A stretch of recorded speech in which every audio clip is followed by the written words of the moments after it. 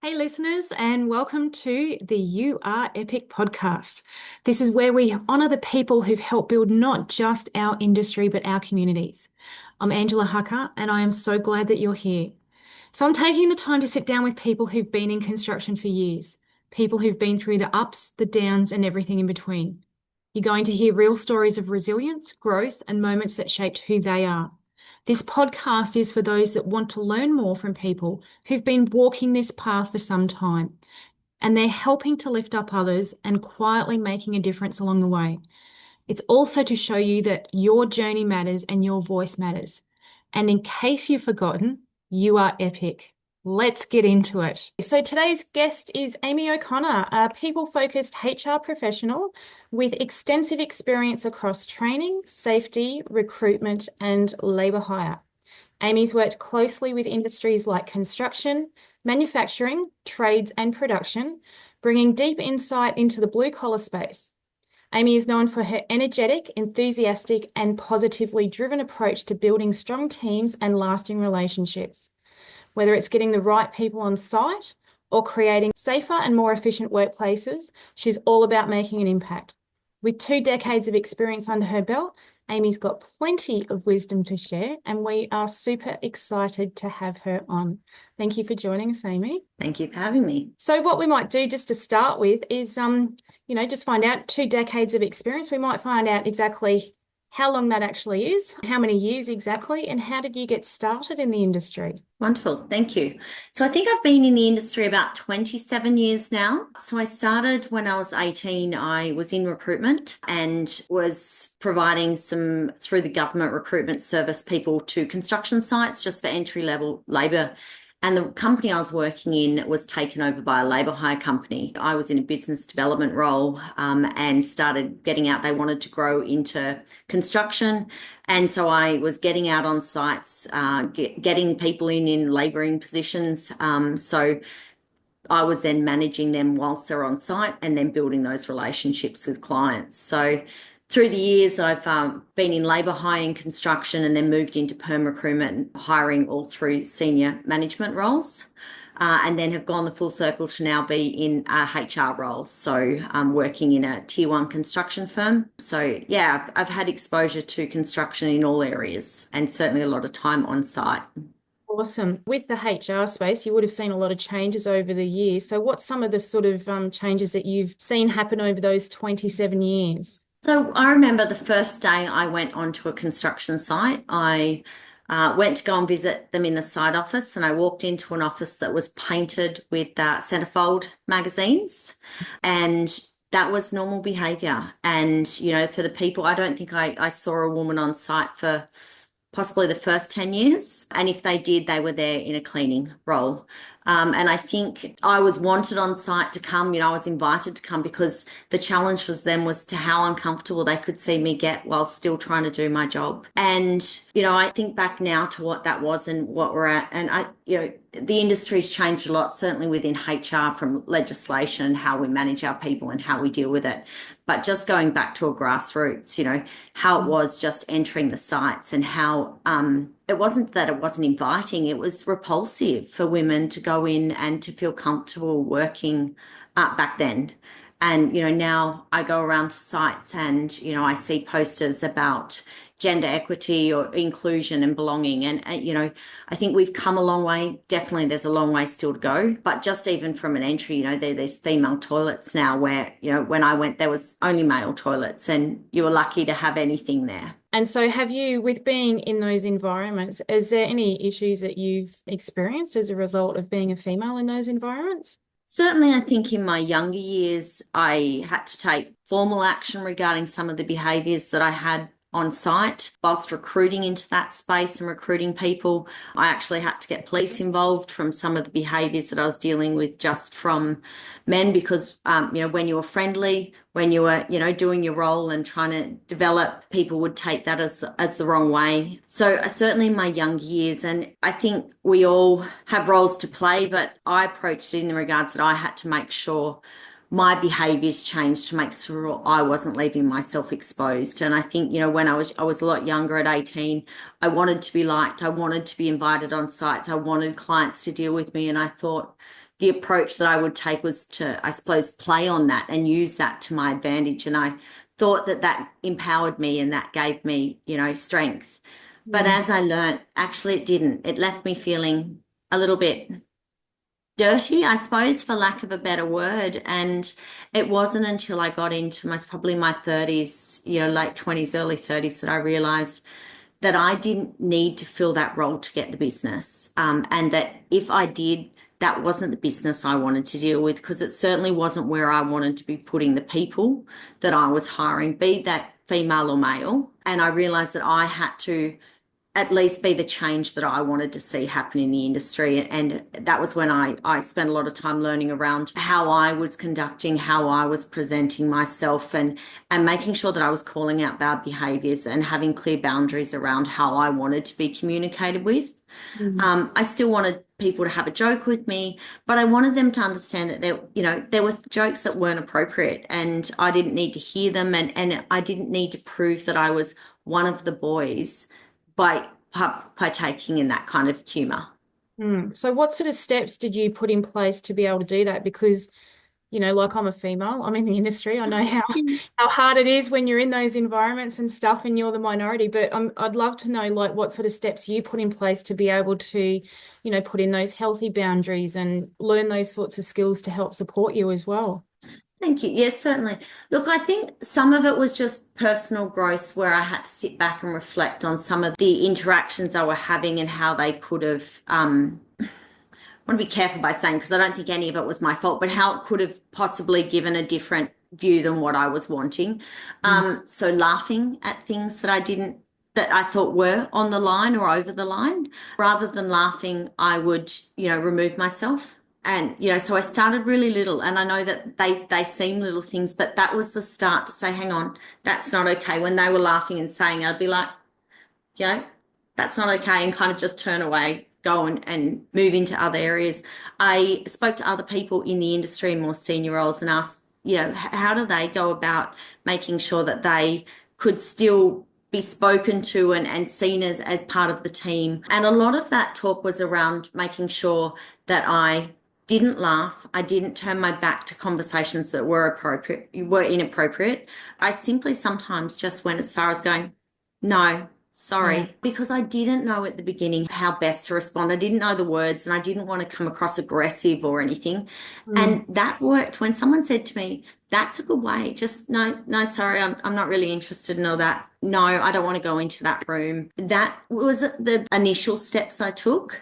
And I think as I progressed more into HR and leadership roles, I sought professional guidance within mentoring and around behavior coaches around how I could make sure that I presented to be the behavior I wanted. And some of that's uncomfortable to think, oh, do I really need someone to teach me that? But it helped. It helped me be able to replay some situations and speak over, this happened and this was the outcome. How would you suggest I change that? Mm. Or Awesome. approach that differently to get a different outcome. And that's the thing. It's when you look at things and you can look at it from a different perspective as to how it could be managed, you get a different answer. So, Yeah. and a Yeah. different solution as well. So, with those behavioral coaches, is there any sorts of like key tips that you learnt from them that you adopted? Clear communication and clear body language. So I make sure when I'm communicating, I don't use pet names when I'm speaking to people. I try not to create a communication that created the opening for it to be more than a professional relationship. I thought using some of those terms would make it easier, but it did open a doorway for other kind of terms to be used. So clear communication in how I carried myself, what I was asking for, and how I addressed people was a really, I think at that initial kind of when you're dealing with people, shaking hands, chin up, not looking to the ground, being really confident, looking forward, not looking that submissive, being, quite strong in how I'm presenting and how I wanted to be taken. So it's your physiology, basically, how you're actually, your stance, you've got that level of confidence about you, so you're not looking weak or submissive or anything like that. And that's something that I've learned over the years as well. It's like you have to kind of stand to make yourself look a little bit taller than you are, and Yeah. that you are confident, and that it's like I won't be treated like that as well. So that's really valuable, especially for women coming into the industry as well, because we are the minority, and to know that just a simple thing of shifting your physiology and how that can actually help make a difference with how you can approach things as well. So thanks for sharing that. That's awesome. So with the stuff that you've done over the years, I'd love to hear more about being able to set people up for success with some training. Yes, certainly.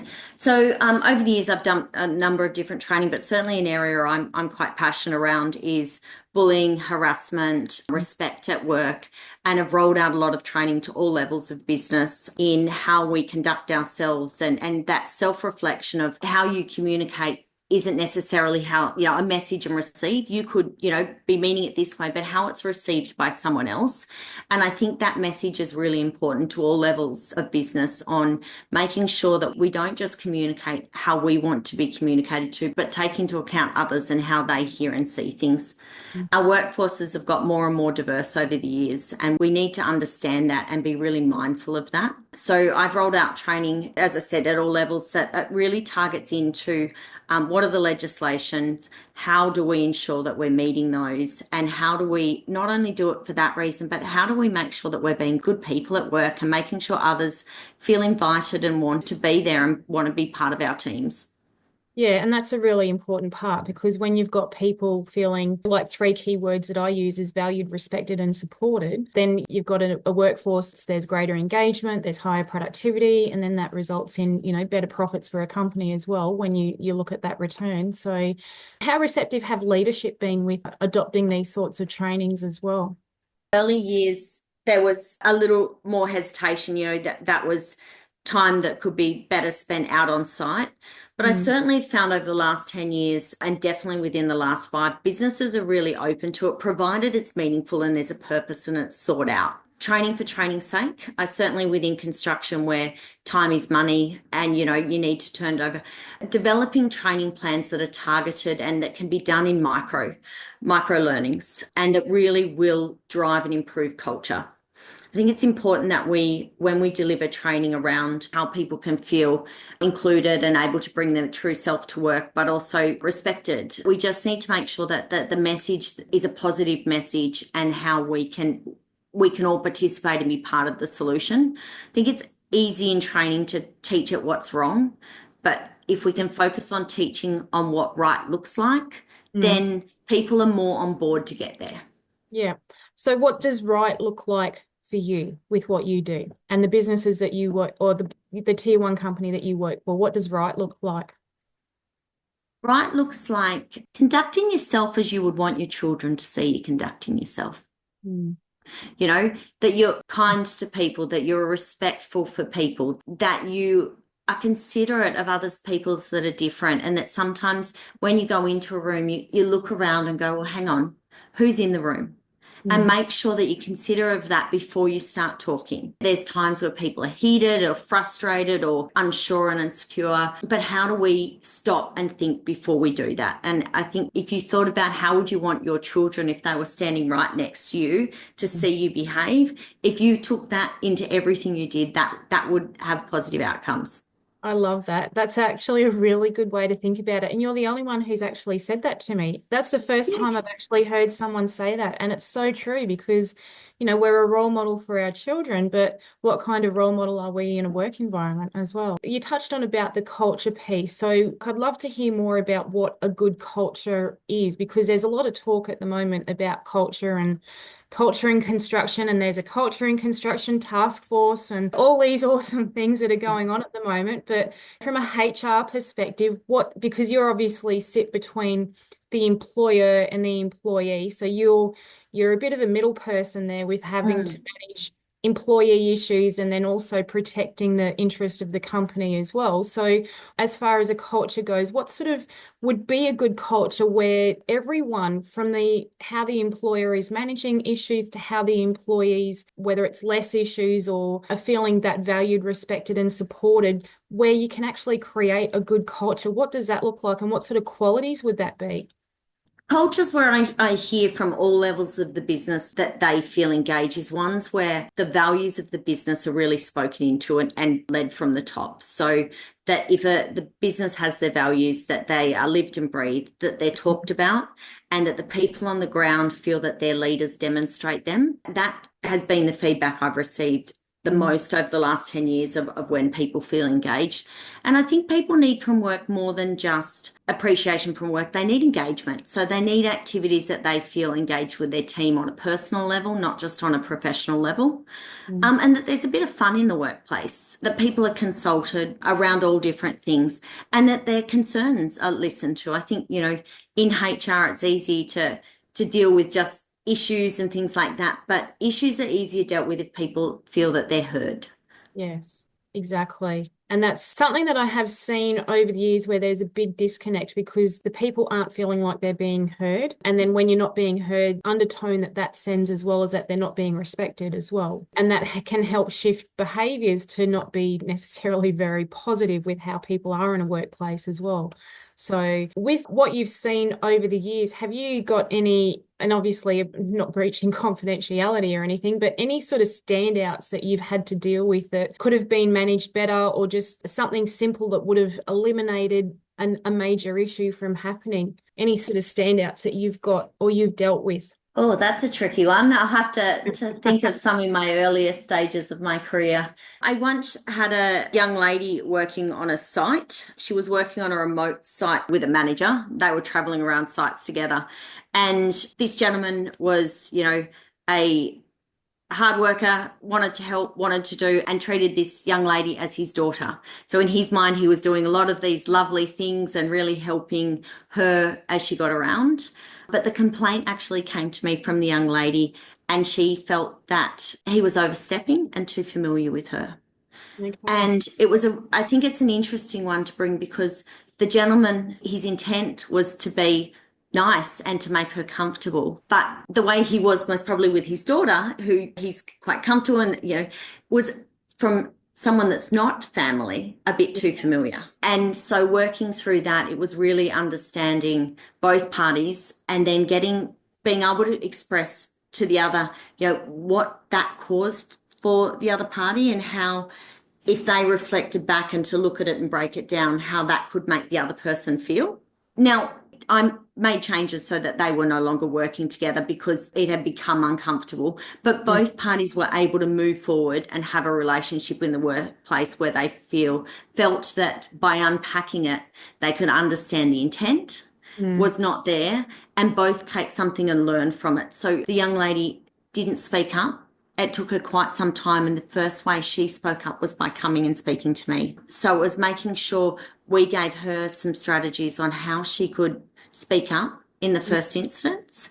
If she actually felt uncomfortable, that it would have been okay not to go to work and call straight away, that she would never have been judged if she felt uncomfortable, and that rather than this kind of go on over a period of time and her feel constantly uncomfortable, she could have raised it very early and we could have addressed it very quickly. She was young and didn't have those skills.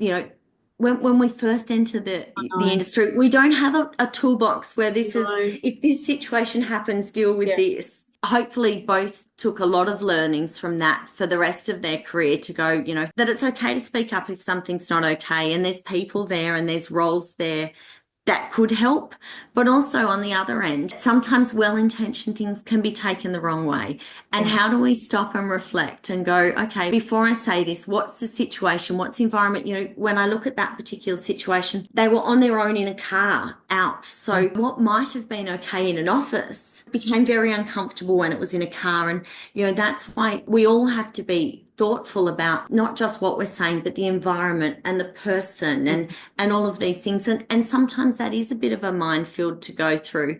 But a really good way, if we're not sure, is do you mind if I call you, Yeah. mate?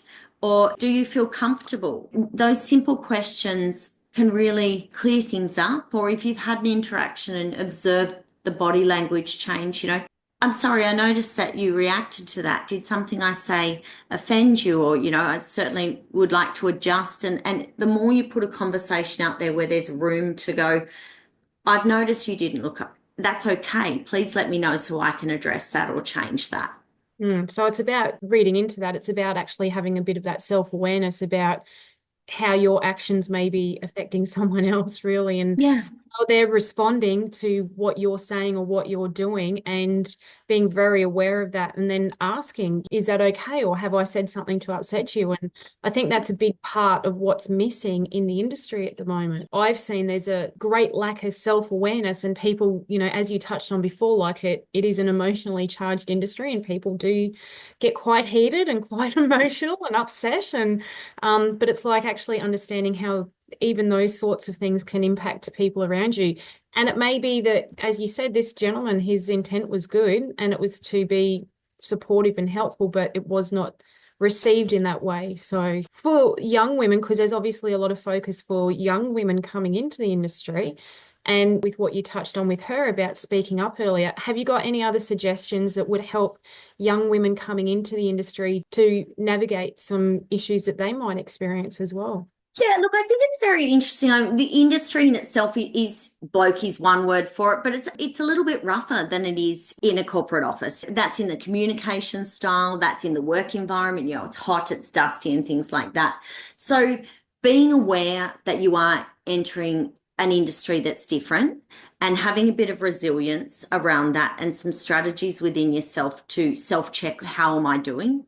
How am I doing in my work, in my environment? Do I feel comfortable? Because I think if we're not, and certainly when you're young, if you're not self-checking with yourself, how are you feeling? How are you doing? Things can get out of hand. And when you've not checked in and emotions have escalated, then that response can be escalated as well. And that's not always great for people coming into the industry. They want to come in and feel in control, because I think being in control gives us a real sense of self when we're working. So I would say resilience, self-reflection, and talking with supervisors and managers around expectations and ways to raise concerns or how they like to receive feedback and guidance. Because I think when managers manage young people, the new generations coming through are very different than we were when we were young.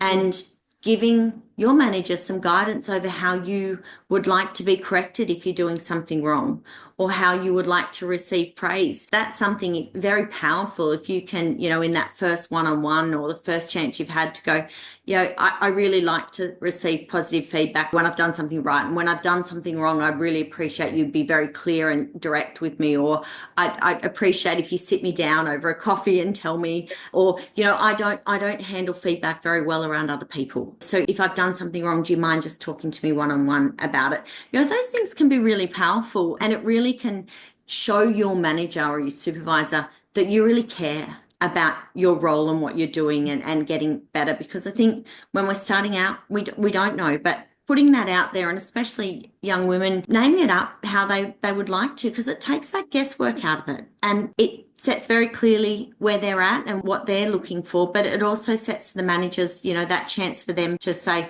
this is how I would like to manage you, this is how I'd like to communicate with you. Yeah, awesome. So on the flip side of that, how can we actually help those managers to be able to be receptive to what people are saying as well, and the people who they're managing when they're coming to them with issues, how they can actually manage that better?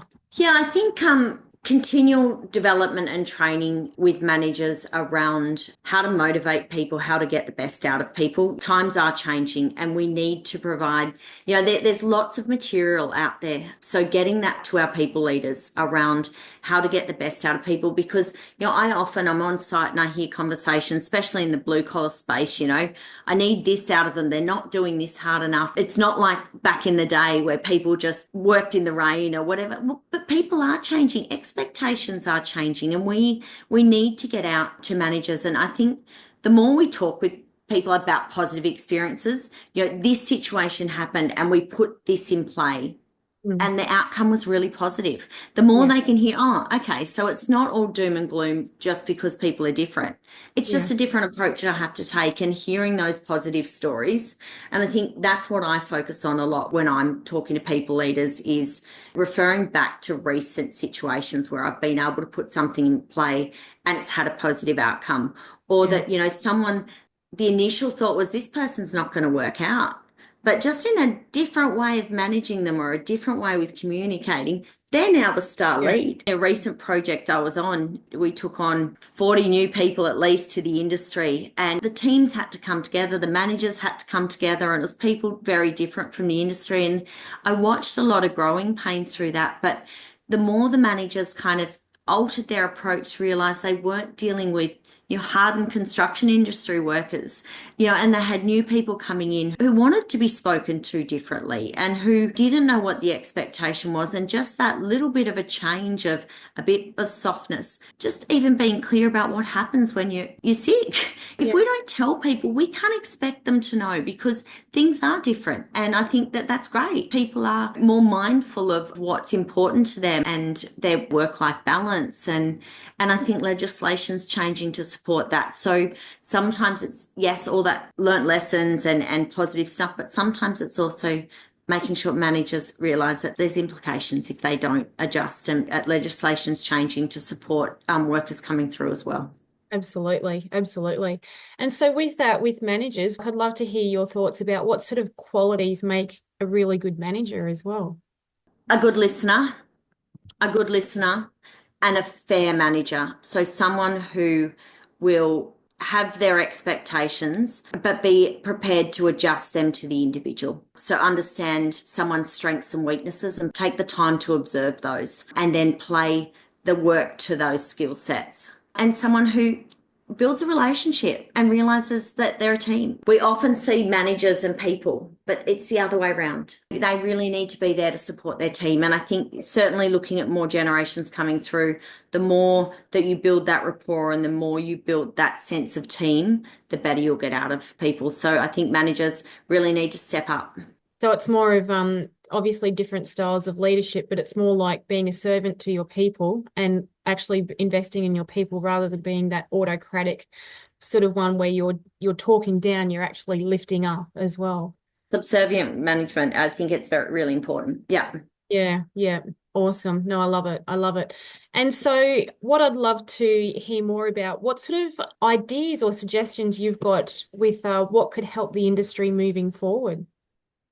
Continuing to expand upon what we're doing at the moment in regards to culture, diversity, inclusion, but also make that more inclusive of everyone. And by that, I mean bringing everyone to the table. We focus a lot on groups and how we seek improvement within different spaces. And sometimes through that, we create different silos and people then work within their silos, not in their job, but in regards to driving improvement. And the more we can bring those silos together and Mm, get a genuine story that's across the whole industry. yeah. How do we get male allies, but how do we also get males in the industry to feel that they're still providers and out there working hard for old school that want to be in that role? And how do we have women in the industry that feel respected and all of this? How do we get all of these silos together and get one story that we can really drive forward?